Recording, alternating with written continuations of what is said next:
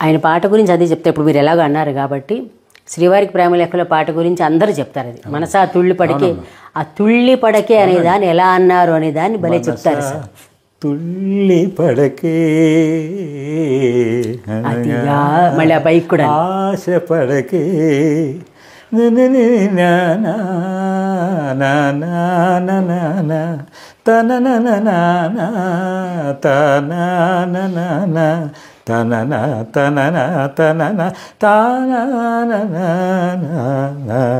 ఆయన అసలు ఆ సంగతులండి ఎంత పిక్యులర్గా ఉండేవంటే ఆయన ఆ పాట భావం అందులో వినిపించేస్తుంది మనకి.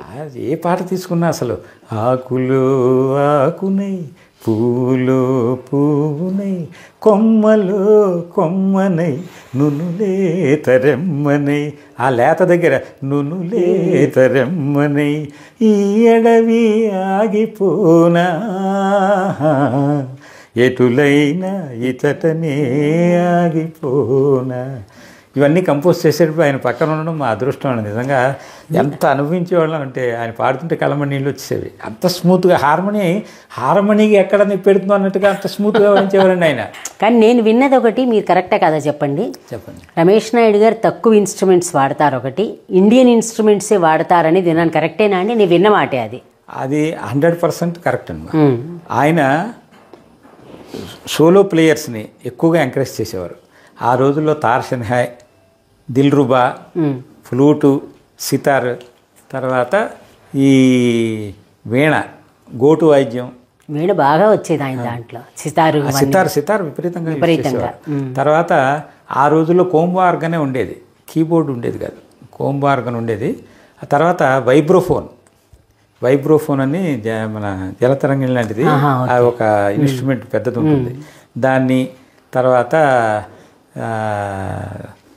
ఈ తబలాలు, డోలకులు అవి విపరీతంగా వాడేవారు. అవి ఆయనకి ఎంత ఇదంటే న్యాచురల్ ఇన్స్ట్రుమెంట్స్ అంటే ఆయనకి ఇండియన్ ఇన్స్ట్రుమెంట్స్ చాలా లైక్ చేసేవారు ఆయన. ఫ్లూటు ఇవన్నీ అసలు ఆయన ప్రతి పాటలోనూ మనకు అంత బాగా వినిపిస్తాయండి. తర్వాత రిథమ్ కానీ పాట కానీ దేనికి దానికి సెపరేషన్గా వినిపించాలి. ఆయనకి గందరగోళం పనికిరాదు, చాలా స్మూత్ పాట వినబడాలి, ఇన్స్ట్రుమెంట్ వినిపించాలి. ఎవరు ఆయనకి నీనా అనే భేదం లేదండి. ఒకవేళ తప్పు ఎవరు పాడినా ఆయన ఖండించేవారు, లేదు. ఒకనొక సందర్భంలో సుశీలమ్మ గారు ఏదో ఒక సంగతి సరిగ్గా అనలేదని కోపం వచ్చింది ఆయనకి. కోపం వచ్చి కొంచెం గొడవ పెట్టారు. ఆ సందర్భంలో కూడా ఆయన ఎవరి కాంప్రమైజేషన్ అవ్వలేదు. అప్పుడు దాసనారాయణరావు గారి సినిమాకి కొంచెం ప్రాబ్లం అయితే అప్పుడు సుశీల్ గారు తర్వాత పాడంటే మళ్ళీ దాసరి గారు కాంప్రమైజ్ చేసి ఇవన్నీ చేసి చాలా చాలా సందర్భాలు ఉన్నాయండి. అయితే ఆయనకి కోపం వచ్చినా వెంటనే ఎందుకు వచ్చింది అనే దానికి ఒక అర్థం ఉండేది.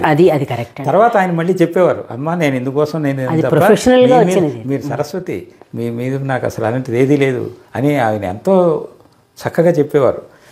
అలాంటి సందర్భాలు ఎన్నో ఉన్నాయండి, మేము చూసాం కళ్ళారా. తర్వాత ఆయన కోపం వస్తే ఆయన చేతిలో ఎప్పుడు జెండూ బాంబు ఉండేది, అది విసిరేవారు. అది ఎవరి మీద విసురుతారని భయపడేవారు అందరూ. విసిరేవారు కాదు, అంత కోపం అనమాట అండి ఆయనకి.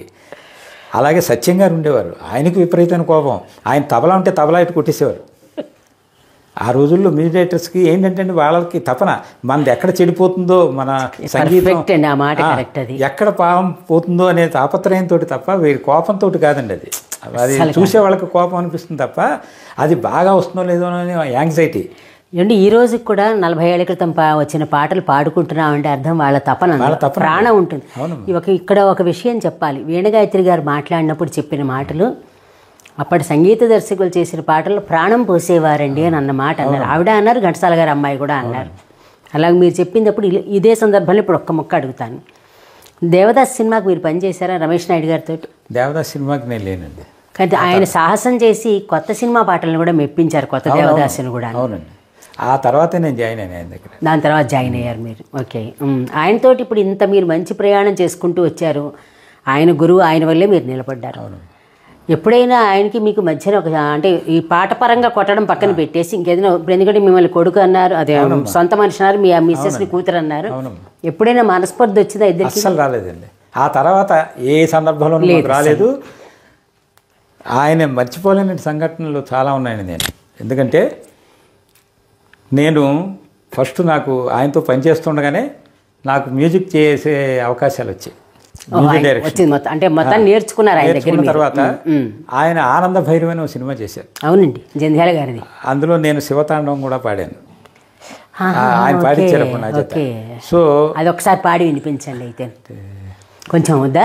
సరే పర్లేదు అయితే. అది లిరిక్స్ గుర్తులేవమ్మా, పర్వాలేదు, స్వరాలు ఇవన్నీ కూడా వస్తాయి, దాంతో కొంచెం అది గుర్తులేదు. కానీ నేను కొలువైతివా రంగసాయి పాడారా, ఇంకొకటే మీరు పాడింది? కాదండి, ఓన్లీ శివతాండవంతి. అవును, ఇద్దరికి కాంపిటీషన్ జరుగుతుంది. రెండు జళ్ళ సీతలో రెండు జళ్ళ సీత సీత తీపి గుండె కోత, అందుకు నలుగురు పాడతారు. అవును, అందులో నాదో వాయిస్ అండి, బాలు గారితో పాటు అది ఒకటి పాడిచ్చారు.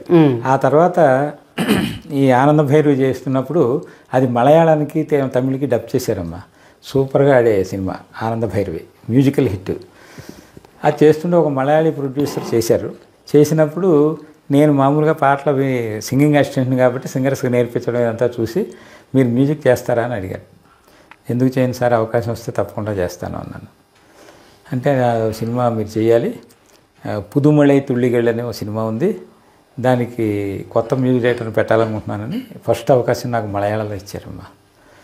ఆ సినిమాకి జేసుదాస్ గారి చేత వాళ్ళ చేత పాడించాను.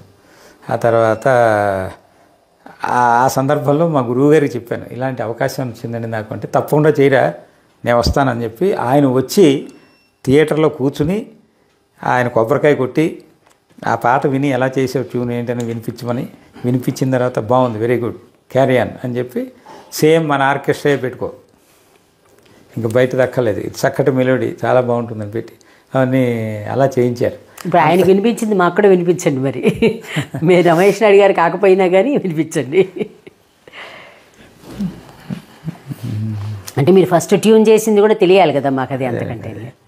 ట్యూన్ పాడండి, ఒకవేళ పాట గుర్తు లేకపోతే ట్యూన్ పాడండి, పర్లేదు. పండు జ్ఞానురు పౌర్ణమి కండేన్ నానన తానానా తాననానన తానన నానాన తానన తానానా తానన తానానా తాననానన తానననాన తానన తానానా హా హా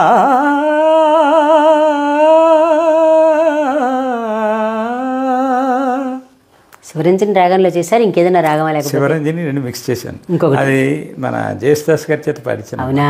చాలా హిట్ అయ్యింది. అంటే గురువు గారి మీద గౌరవంతో శివరంజని ఎక్కువ తీసుకున్నారా? అంటే అదే గౌరవం కాదు, ఆ పాటలు అది లిరిక్ సరిపోయింది. ఎట్లా మీకు జేసుదాస్ గారితో పాడించినప్పుడు మీరు కొత్త మ్యూజిక్ డైరెక్టర్, ఎట్లా ఆయన కోఆపరేషన్ ఎలా? ఆయన గురించి చాలా కోపం, ఆయనకి సరిగ్గా లేకపోతే ఆయన అని చెప్పి చాలా మంది చెప్పారు. కానీ ఫస్ట్ టైం నేను వెళ్ళగానే ఆయనకి నాకు అంటే అంతకుముందు పరిచయం ఉందండి. ఎలాగా అంటే మేఘ సందేశం సినిమాకి మా గురువు గారు రమేష్ నాయుడు గారు చేశారు కదా, ఆ పాటలు అవి మేము నేర్పించడాలు అవన్నీ ఆయన దగ్గర ఉండి చేసాం కాబట్టి ఆ పరిచయం ఒకటి నాకు ప్లస్ అయింది. అది ఆయనతో ఎలా చేయాలి అనేది అప్పుడు నాకు అవగాహన వచ్చింది. సో నేను సో అండి నేను తెలుసు కదా మనకి, ఆయన వచ్చిరాని తెలుగులో వెరీ నైస్, మీరు మ్యూజిక్ చేస్తున్నారంటే గాడ్ బ్లెస్ యూ అని చెప్పి ముందు దీవించి ఆ తర్వాత పాట చెప్పమన్నారు. ఆయన దగ్గర కూర్చొని చెప్పాను, ఏమైనా తప్పులుంటే క్షమించండి అంటే no no no no beautiful అన్నారు, చక్కగా పాడారు, ఏ ఇబ్బంది లేకుండా. ఒకటి రెండు చోట్ల ఇలా అయితే బాగుంటుందేమో గురువుగారు ఇంప్రవైజ్ చేస్తే అది చేయండి గురువుగారు అంటే చాలా బాగా చేశారు. ఆయన చాలా బాగా కోఆపరేట్ చేశారమ్మా, అందులో ఏ సందేహం లేదు. తర్వాత ఎక్కడ కనిపించినా కూడా నన్ను చాలా బాగా పలకించారు. ఆ తర్వాత 2-3 సినిమాలు మలయాళం చేసినప్పుడు అన్నింటిలో ఆయన చేత పాడించాను. సో ఆయనకి ఆ రకంగా క్రెడిట్ ఒకటి ఉంది మీకు, ఆ క్రెడిట్ ఒకటి నాకు భగవంతుడి దయ వల్ల, అది మా గురువు గారి వల్ల దక్కింది. అంతే కదా, అక్కడ ఆ గురువు గారు, ఇక్కడ ఈ గురువు గారు ఇద్దరు దక్కిందండి.